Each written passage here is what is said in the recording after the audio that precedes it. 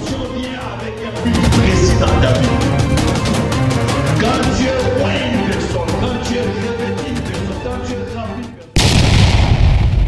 Bonjour, je suis le pasteur héritier Soukami Gomez de l'église CMP, Centre d'évangélisation, la maison de prière. Nous allons partager avec vous un thème aujourd'hui sur la délivrance de différentes prises et types de serpents dans la vie d'un chrétien ou bien dans notre vie. Nous avons choisi ce thème parce que beaucoup de croyants, beaucoup de chrétiens sont dans la prise des combats spirituels avec les diables, mais ils ne savent pas comment se libérer, comment se dégager de ces combats diaboliques et sataniques. La Bible dit dans le livre des Éphésiens 6, au verset 12, la Bible dit: car nous n'avons pas à lutter contre la chair et le sang, mais contre les dominations, contre les autorités, contre les princes de ce monde des ténèbres, contre les esprits mauvais, les esprits méchants dans les lieux célestes. C'est-à-dire, le combat que nous avons, ce n'est pas un combat charnel, ce n'est pas un combat physique, c'est un combat spirituel. Voilà pourquoi nous venons auprès de vous aujourd'hui, pour que nous puissions partager ces petits moments ensemble, afin que le Seigneur puisse nous faire grâce. La Bible dit: mon peuple périt faute de connaissance. Nous voyons que dans ces versets, que nous avons un combat permanent, un combat continuel, un combat de chaque jour dans notre vie, sans relâche, sans répit, sans un petit moment de repos, avec les puissances occultes. Et nous voyons que dans leur tête, nous avons les diables qui est Satan, que la Bible appelle aussi les serpents anciens. C'est-à-dire, on l'appelle les serpents anciens, on l'appelle les dragons. Il est un serpent et il réagit automatiquement et il fait comme un serpent fait quand il attaque un homme. Voilà pourquoi nous avons dit différentes prises et différents types de serpents. Parce qu'il y a plusieurs serpents et il y a plusieurs aussi prises que les serpents utilisent pour attaquer un homme. Peut-être tu peux te retrouver dans une des prises que nous allons dire ici pour que tu saches comment il faudrait que tu puisses faire pour que tu puisses te libérer de cette prise satanique. Donc, nous avons dit, nous avons le combat contre les puissances occultes, contre le monde des ténèbres, contre les autorités, contre le pouvoir, contre les esprits mauvais, contre les esprits méchants dans les lieux célestes. Et leur chef, la tête de cette entreprise est le diable. Et le diable est un serpent. C'est-à-dire, il agit et il réagit et il attaque comme un serpent attaque. Voilà pourquoi nous voulons voir les prises du serpent et voir aussi les types de serpents qui peuvent attaquer nos vies. Nous allons prendre quelques exemples qui peuvent essayer de nous aider à comprendre ce qui se passe. Nous avons trois prises que nous allons voir aujourd'hui. La première prise que nous avons, c'est la prise de l'étau, de l'étranglement. Quand le serpent attaque un homme, il enroule cet homme, c'est-à-dire il le met dans l'étau et il commence à serrer pour que l'homme n'arrive plus à respirer, pour qu'il puisse commencer à briser ses os une par une, pour qu'il puisse empêcher que le sang puisse circuler comme il faut, que le sang puisse arriver jusqu'au cerveau, que le sang puisse aller tranquillement jusque dans le cœur, afin que cet homme ne puisse plus vivre. Maintenant, cette prise-là, elle a aussi un exemple, beaucoup d'exemples dans notre vie quotidienne, dans ce que nous vivons, dans le combat que nous avons avec les diables. La prise d'étranglement ou la prise de l'étau, c'est quoi? C'est au moment où tu es dans le combat avec les diables, dans le combat avec le monde des ténèbres, dans ta vie, tu te retrouves, tu as des problèmes partout. C'est-à-dire, tu as des problèmes avec l'État, tu as des problèmes dans la famille, tu as des problèmes dans l'entourage, tu as des problèmes avec les amis, tu as même les problèmes dans l'église où tu vis, dans l'église où peut-être tu fréquentes, tu vas pour chercher la présence de Dieu, pour chercher à adorer, à célébrer la grandeur de ton Dieu. C'est-à-dire, tu es dans une prise où tu es dans l'étau. Le diable t'emprisonne. Le diable est en train de t'étouffer. Il est en train de t'étrangler pour que tu arrêtes de t'épanouir, pour que tu n'entres pas dans ta destinée, pour que tu ne saisisses pas la bénédiction que Dieu met à ta portée, que tu sois plus dérangé par toutes ces choses pour que tu rates ta bénédiction. La Bible dit: mon peuple périt faute de connaissance.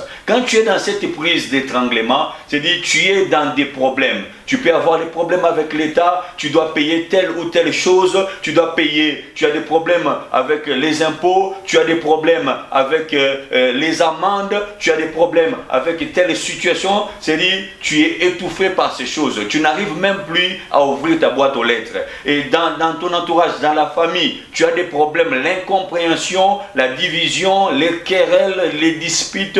Dans l'église où tu fréquentes, où tu vas pour adorer, tu te retrouves aussi des problèmes avec des frères et des sœurs qui sont aussi dans cette église. Et nous allons voir aussi pourquoi il y a de telles situations dans les églises, parce que tous ceux qui viennent à l'église, ce ne sont pas toujours des enfants de Dieu.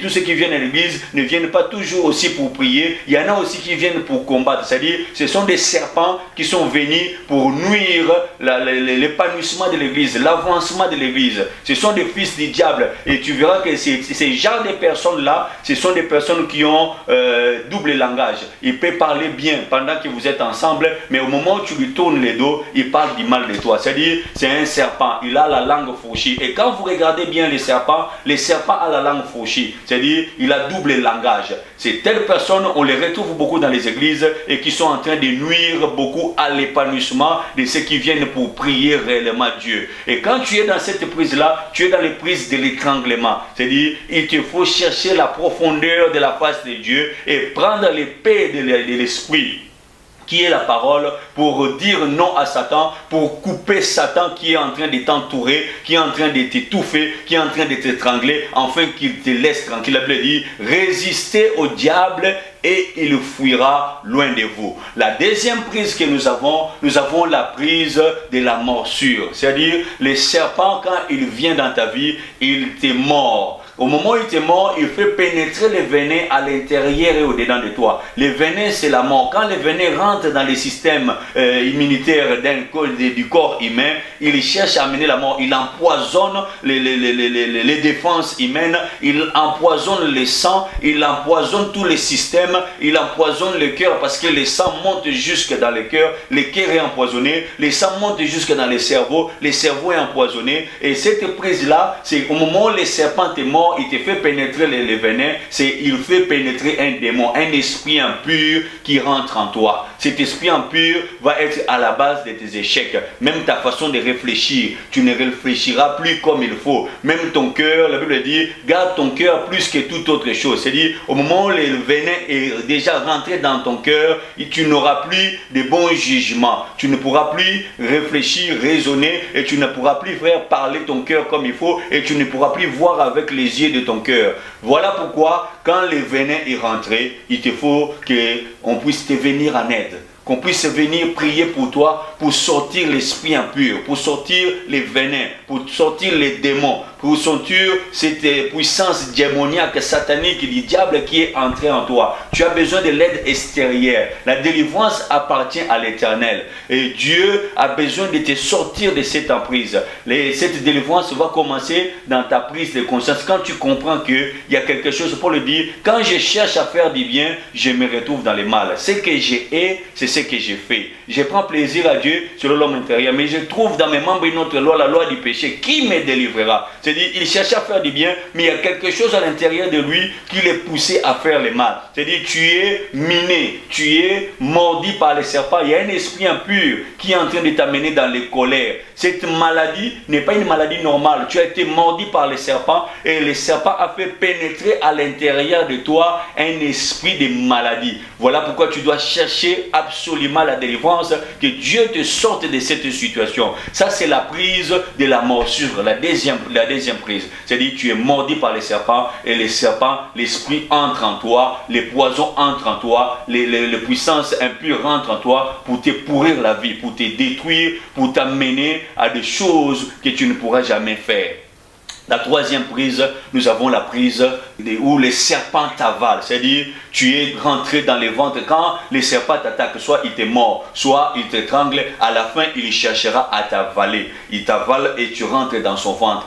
Tu es incapable de faire quoi que ce soit. Tu es immobile, tu ne sais plus bouger, tu ne sais plus réagir, tu ne sais plus faire. Et tu verras que dans ces cas-là, ce sont des personnes comme des personnes qui ont attrapé la folie. C'est-à-dire, ils ne savent plus là où ils habitent, ils ne savent plus qui ils sont. Ils déraisonnent, ils rentrent dans des choses qu'ils ne pourront jamais faire. Des personnes qui sont maintenant incapables de faire quoi que ce soit. Quand tu te retrouves dans une position où tu ne sais plus quoi faire, tu verras que la personne se retrouve dans une situation où il veut se donner la mort, il veut se suicider. Tu es maintenant dans les ventres du serpent. Le serpent t'a pris, il t'a avalé et tu es destiné à mourir. Tu verras que la personne se jette dans les trains, se jette ses pans et la personne peut-être cherche la mort. Parce quoi? Pourquoi? Il ne trouve pas d'issue. Il ne trouve pas de réponse à sa vie. Parce qu'il est avalé, il est englouti. Sa vie maritale, sa santé, ses projets, ses démarches sont engloutis dans le ventre du serpent. Il te faut la délivrance. Il faut qu'on puisse prier pour toi, pour que le Seigneur te sorte du ventre du serpent, afin que tu sois libre. La Bible dit,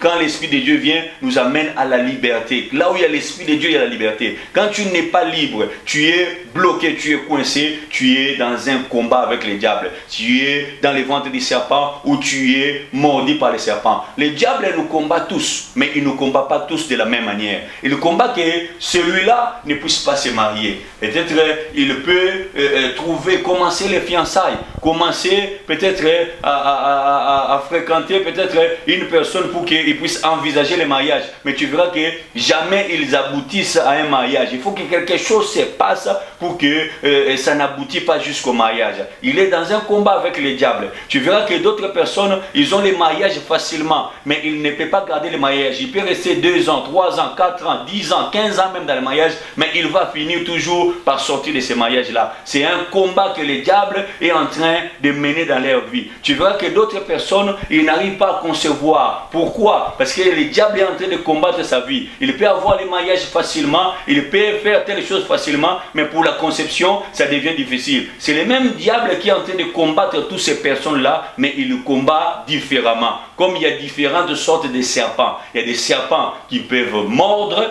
mais sans avoir les venins, mais il va te donner la blessure seulement. Mais il y a des serpents qui vont mordre, mais qui vont faire pénétrer les venins en toi. Il y a des serpents qui sont robustes, qui sont énormes, comme les anacondas, qui peuvent t'avaler d'un coup ou bien t'étrangler comme si tu étais un rien. Il y a des serpents qui attaquent à distance, ils peuvent te jeter le venin et le venin pénètre en toi. Voilà pourquoi nous avons dit la délivrance de type plusieurs prises et de plusieurs types de serpents. Tu as besoin de chercher Dieu. Tu as besoin pour que le Seigneur te vienne en aide. Tu sors. Je ne sais pas dans quelle prise tu es. Peut-être tu es dans les prises d'étranglement. Peut-être tu es dans la morsure. Peut-être le serpent t'a déjà avalé. Dans toutes ces choses, rien n'est impossible à Dieu. Et tout est possible à celui qui croit que Dieu est capable de tout sauf de rien. Ta délivrance est entre tes mains. La délivrance ne se donne pas. La délivrance s'arrache. Si tu veux ta délivrance, sois en quête de la présence de Dieu. Aie soif de Dieu. Prie le Seigneur. Si tu es dans une église, cherche que Dieu puisse te venir en aide. On puisse te faire passer dans un travail, dans un service de délivrance pour que tu puisses obtenir ta délivrance. Tu as besoin absolument. Regarde ton comportement. Regarde ton caractère. Regarde ton attitude. Regarde ta façon d'agir, ta façon de réagir. Cela prouve que quelque part, il y a un serpent qui est dans ta vie. Il y a un serpent qui est en train déjà d'opérer dans ta vie. Regarde ton entourage, regarde tout ce qui est en train de voir. Tu as des problèmes dans le travail, tu as des problèmes à la maison, tu as des problèmes dans la famille, tu as des problèmes avec l'État. Quelque part, tu es dans une prise d'étau, dans une prise d'étranglement. Tu as besoin que Dieu puisse te venir en aide. Donc nous avons eu ces petits moments à partager avec vous. Vous avez besoin que Dieu puisse vous venir en aide. Mon peuple périt faute de connaissances. Nous avons cette première série, cette première étape que nous avons partagée avec vous. Et dans les jours qui vont venir, nous allons avoir d'autres vidéos qui vous sera mis en ligne. Et je crois que le Seigneur nous parlera encore. Et nous allons avoir un temps aussi de partage, peut-être de 10-15 minutes. Nous sommes le centre d'évangélisation, la maison des prières. Nous sommes situés au 17 boulevard de la Libération, 93 200 Saint-Denis. Nous sommes juste derrière la gare de Saint-Denis et nous sommes au 4e étage. Centre d'évangélisation, la maison des prières. Je suis le pasteur héritier Soukami Gomez, le serviteur de Dieu. Que le Seigneur vous bénisse abondamment.